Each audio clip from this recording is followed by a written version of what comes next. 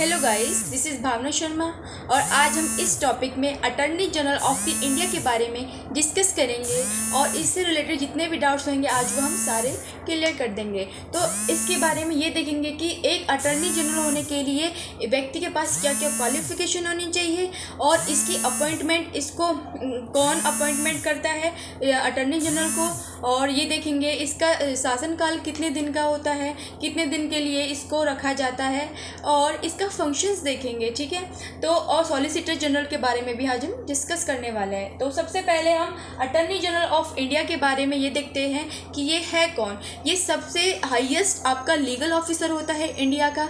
ठीक है, और इसकी अगर हम सबसे पहले अपॉइंटमेंट देखें तो इसकी जो अपॉइंटमेंट है वो प्रेसिडेंट के द्वारा की जाती है। और सेकंड आते हैं क्वालिफिकेशन पे। इसकी क्वालिफिकेशन क्या होनी चाहिए एक व्यक्ति की अटॉर्नी जनरल बनने के लिए। अगर आप अटॉर्नी जनरल बनना चाहते हो तो आपकी क्वालिफिकेशन होनी चाहिए कि आप या तो सुप्रीम कोर्ट के आप जज होने चाहिए या फिर इन चारों में से अगर किसी में से भी अगर आपकी एक क्वालिफिकेशन है तो आप अटॉर्नी जनरल बन सकते हो। सेकंड है आप हाई कोर्ट में 10 साल के लिए एडवोकेट रह चुके हो तो आप अटॉर्नी जनरल बन सकते हो, या 5 साल के लिए आप हाई कोर्ट में जज रह चुके हो तो आप अटॉर्नी जनरल बन सकते हो। ठीक है, देन हम देखते हैं आप इसका थर्ड पॉइंट टर्म। इसकी जो टर्म है, इसका टेन्योर है, निर्धारित नहीं किया गया है कॉन्स्टिट्यूशन में।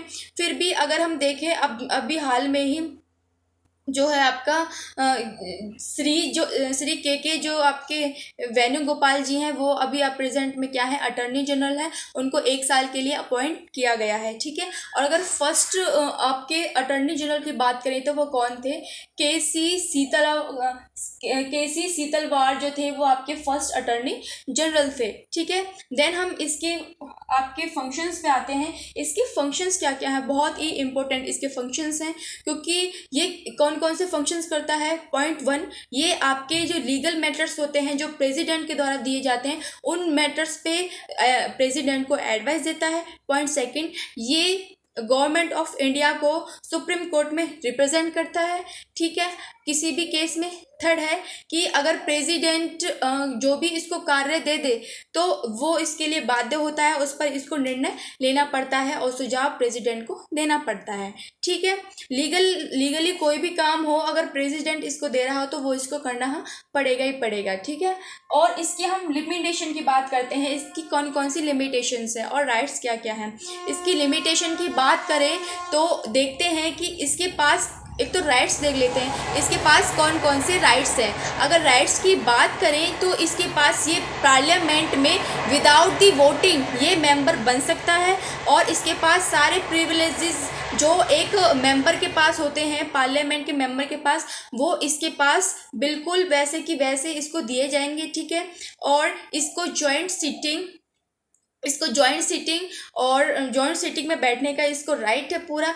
ठीक है, और नेक्स्ट हम बात कर सकते हैं, ये मेंबर विदाउट वोटिंग के बन सकता है पार्लियामेंट का, और पार्लियामेंट में ये किसी भी जैसे सरकार को रिप्रेजेंट कर सकता है लीगली एडवाइस में। ठीक है, और इसकी लिमिटेशन क्या क्या है वो देख लेते हैं। पॉइंट 1, ये किसी भी कंपनी में, ठीक है, without the permission of government ये अपॉइंट नहीं हो सकता और ये गवर्नमेंट के अगेंस्ट किसी को भी लीगली एडवाइस नहीं दे सकता। थर्ड पॉइंट है, ये किसी भी अपराधी व्यक्ति को, गिल्टी व्यक्ति को ये उसको छुड़वा नहीं सकता जब तक गवर्नमेंट आदेश नहीं दे देती। ठीक है, तो और इसकी बात करें, ये आपका गवर्नमेंट सर्वेंट नहीं होता है लेकिन ये प्राइवेट, और ये चाहे तो ये प्राइवेट में भी काम कर सकता है, लेकिन कब, जब गवर्नमेंट इसको आज़ादी दे, जब इसको ऑर्डर कर दे कि अब आप कर सकते हो। ठीक है, तो तभी कर सकता है। देन हम सॉलिसिटर जनरल की बात कर लेते हैं, उसका क्या फंक्शन है।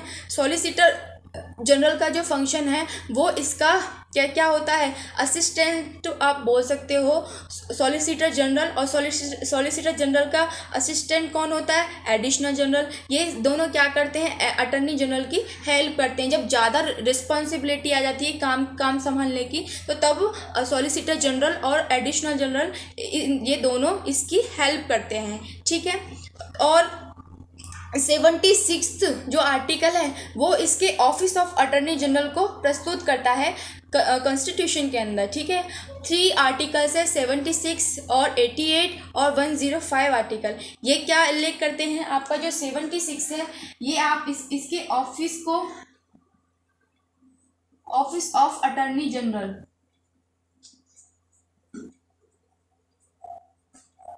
इसको रिप्रेजेंट करता है कॉन्स्टिट्यूशन में।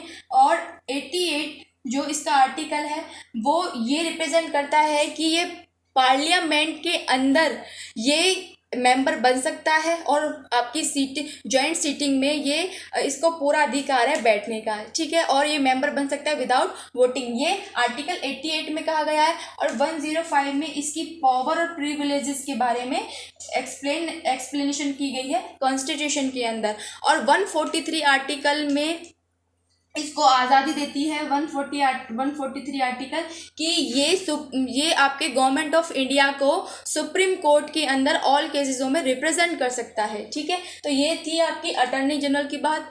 तो ये मोस्टली आपका पूरा टॉपिक कवर हो चुका है। सो आई होप आपको वीडियो पसंद आया होगा। So thanks for watching me, और आप मुझे इस सीरीज़ पे ज्वाइन करते रहिए और सब्सक्राइब भी कर दें ताकि आपके पास ऐसी वीडियो आपको सबसे पहले पहुंचे, ठीक है। Comment share